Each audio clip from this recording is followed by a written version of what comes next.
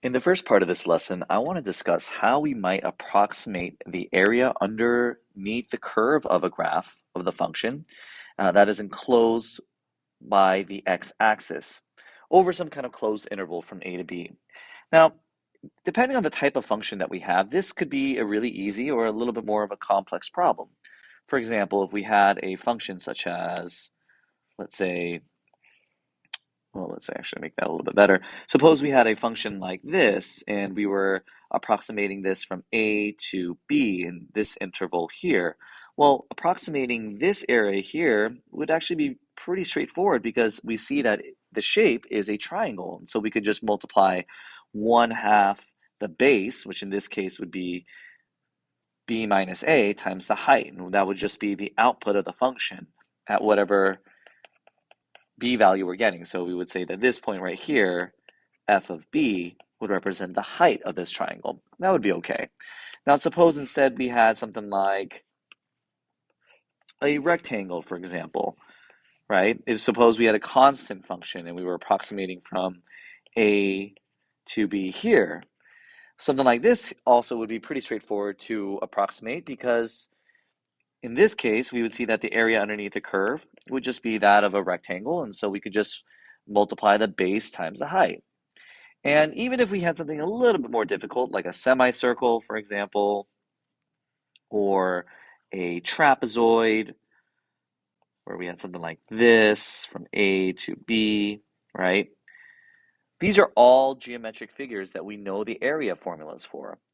The question then is, what happens when we get something that looks more like, let's go ahead and grab something like this. What about when we have something that looks like this?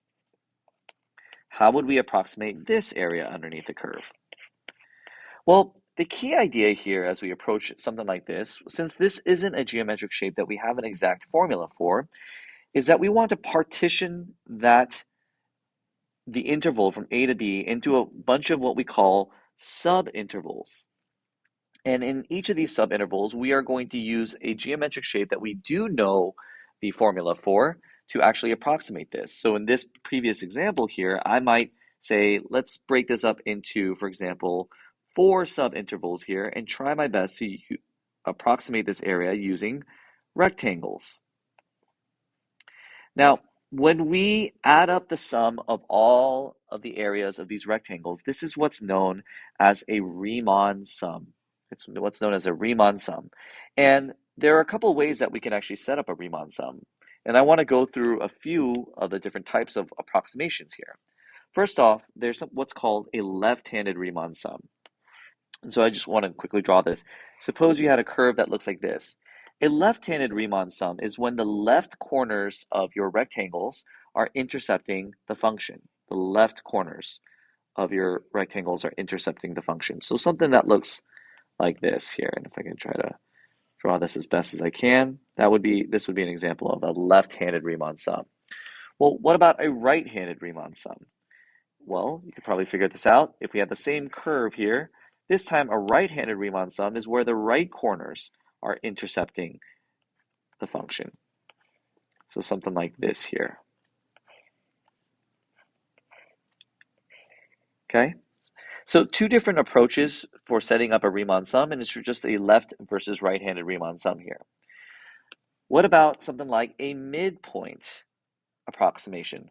Well, a midpoint is essentially where the height of the function at that point is the middle of your rectangle. So for example, you might see something like, suppose your curve looks something like this, you would say that the midpoint of your rectangle at this point is going to be the height of the function at that point. So we're going to set up rectangles where that would be your midpoint of each subinterval is where it's touching the curve. Finally, we also have what we call inscribed and circumscribed approximations. So an inscribed approximation, the idea is that the rectangle is going to be completely inside the curve. So that might look something like this, where suppose your curve looked, let's just use kind of something like this, where your rectangle is completely inside the curve. Circumscribed is where this time your rectangle is going to be above the curve. So you might have something that looks, if we had this was a same curve here, this time where your entire rectangle is above the, or excuse me, the height of the rectangle would be above the curve. That would be known as a circumscribed. So these are all different approaches, and one isn't necessarily better than the other. It really will depend on the type of function that you have within that subinterval to get the best approximation. And in a little bit, we'll actually talk about how we can actually use these Riemann sums to find the exact area underneath the curve. But let's practice a little bit. The ones that students are probably the least familiar with are the ideas of the circumscribed and inscribed rectangles. So let's actually do that. Let's approximate the area underneath the curve of these two graphs using a circumscribed and inscribed rectangle. Let's start with a circumscribed. So for this one here, if I wanted to set up a circumscribed rectangle, the directions also say, I probably should have pointed this out, that we're going to be using 5 equal subintervals. So what is the entire width of our function here? The entire width is from 0 to 10. Well, each subinterval then, if there's going to be 5 of them, would have to have a width of 2. So knowing that my rectangle is going to have a width of 2, how would I draw a circumscribed rectangle here? Well, I want the height of my function to be above the curve. That is to say, none of it can be below it. So this rectangle should look like this, where the height of the rectangle is either at or above the curve. Or maybe a better way of describing it is that the entire function here is contained inside this rectangle. Well, what about my next rectangle? It would look something like this. Again, the idea here is that the graph is inside my rectangle here, and I can continue to go ahead and draw my rectangle approximations here. So now, how would I find the area, approximate the area that is underneath this curve using these rectangles here? Well, the idea is that I can say, all right, each of these rectangles have a width of 2, so the area, I would say, each of these rectangles have a width of 2, and then I can just go ahead and add up the heights. The first rectangle has a height of 4, the next has a height of 5. I got another height of 4, a height of 2, and a height of 5 again. If I add all these up, that should give me 20. So we got 2 times 20. So my approximate area underneath the curve is 40. And you can say units squared, but since I didn't give you units, just simply identifying as 40 is okay for now. All right. Well, now let's go ahead and try inscribed rectangles. Well, inscribed rectangles, again, that means the entire rectangle must be contained inside the graph. Now, if I'm using 5 subintervals, that means each has a width of 2, and ask yourself, can I draw a rectangle here inside this curve from 0 to 2? And the answer is no. There's no height that I could draw because the graph goes all the way down to 0. After that, though, I should be able to draw this rectangle. And here I can draw this rectangle, and this would be my last one. So this time I've got 4 rectangles, so a width of 2 for each. So I'm going to add up the heights. 4 plus 2 plus 1 plus 2. If I add all these up, this would be 2 times 9, and approximately I would get 18 units squared. Okay, so that's a circumscribed versus an inscribed. Now compare those two approximations. They're wildly off. The first approximation is more than twice as much as the second approximation. So I want you to start thinking about how we might better our approximations right now. You might think that maybe I want to find the average of these two. Maybe I want to use different shapes. Instead of rectangles, maybe it would make more sense to use triangles or trapezoids. And these are all valid ideas. One thing that I would have you consider is possibly maybe increasing the number of rectangles that we have. But we'll come back to that. I've got some practice problems here below for you to practice working through some of the types of approximations that we have. I'll let you pause the video and work through these.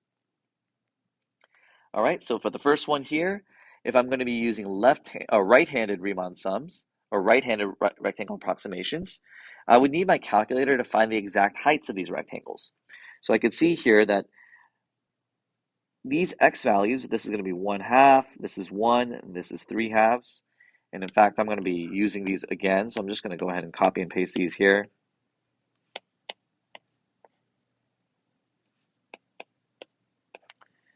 And then the heights are what are going to vary. This height here is going to be 3.75. This height here is 3. This height here is 1.75. And again, I got these values by plugging in these x values into my calculator or evaluating the function there. So I should maybe write this as this is 1/2 3.75.